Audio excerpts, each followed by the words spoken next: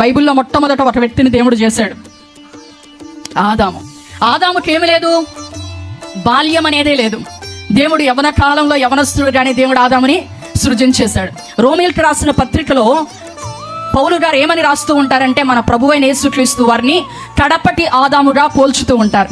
ఈ కడపటి ఆదాముకి ఏమీ లేదు, వృద్ధాప్యం అనేదే లేదు. ఆయన మంచి యవన దశలోనే ఆయన అలాగా 33.5 సంవత్సరాలు ప్రభు పరిచర్య చేసిన తర్వాత ఆయన ప్రభు చిత్తాన్ని నెరవేర్చి 33.5 సంవత్సరాలకు ఆయన చిత్తమంతా నెరవేర్చి మరలా తిరిగి పరలోక రాజ్యానికి వెళ్ళిపోయినట్లుగా మనం చూస్తున్నాం. మొదటి ఆదాముకి బాల్యం లేకపోతే కడపటి ఆదాముకి ఏమీ లేదంట, వృద్ధాప్యం అనేది లేదు. కానీ ఇద్దరి జీవితంలో ఏముంది, యవ్వన దశ మాత్రం ఉన్నట్లుగా మనం చూస్తున్నాం. దేవుడు యవనస్తులకి ఎంత ప్రాముఖ్యత, ఎంత ప్రాధాన్యత ఇస్తున్నాడు. ఎప్పుడు ఈ ఘనమైన కార్యాన్ని శత్రువులను జయించగలుగుతారు వీళ్ళు?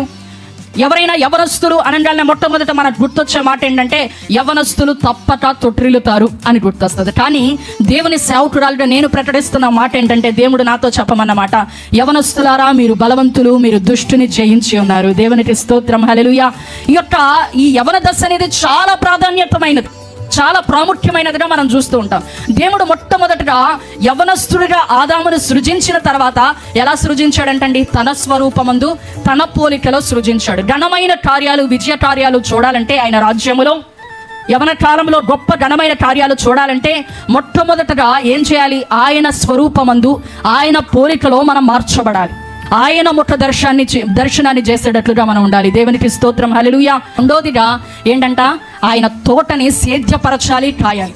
ఆయన తోట అంటే ఏంటండి, దేవుని సన్నిధి, ఆయన సంఘం.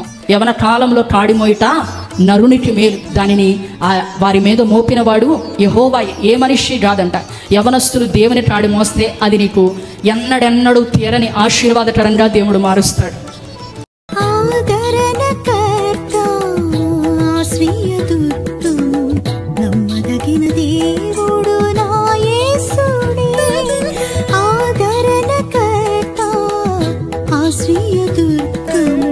నమ్మదగిన దేవుడు